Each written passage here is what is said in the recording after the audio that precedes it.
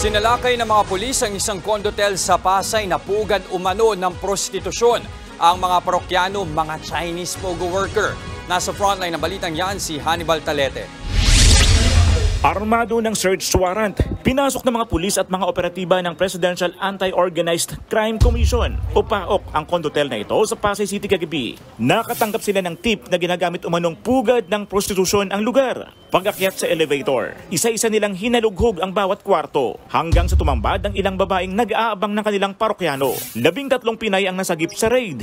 Na-recover din sa loob ng mga kwarto ang maraming cellphone na ginagamit umanong pang-transaksyon sa prostitusyon. Arestado ang 4 na Chinese nationals na nagpapatakbo ng prostitution din, pati na ang 2 Pinay na nagsisilbi umanong bugaw.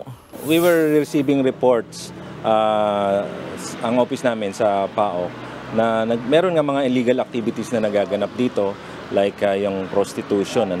And immediately, naganap na kami ng tao na makakapasok dito, and indeed, na-confirma nga namin na meron nga talagang prostitution dito sa area na ito. Bago ang raid, nakakuha ang mga otoridad ng screenshots ng chat group ng umano'y prostitution din. Natuntun din nila ang mga website kung saan nakadisplay ang litrato ng mga ibinebentang babae. Ayon sa Cybercrime Investigation and Coordinating Center, mga Chinese na nagtatrabaho sa mga pogo ang karaniwang parokyano nito. Nadiskubre rin daw ng mga otoridad ang mga text blast na nagagaling sa ni-raid na condotel, kaya agad nila itong na-trace. The amount of text blast coming from this place, masyadong marami. That's why there were great interest in looking at the area.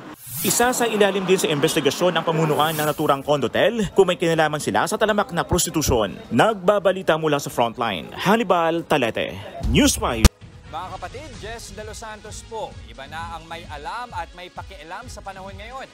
Para sa tuloy-tuloy na balitaan sa frontline kahit weekend, mag-follow at mag-subscribe sa social media pages ng News 5.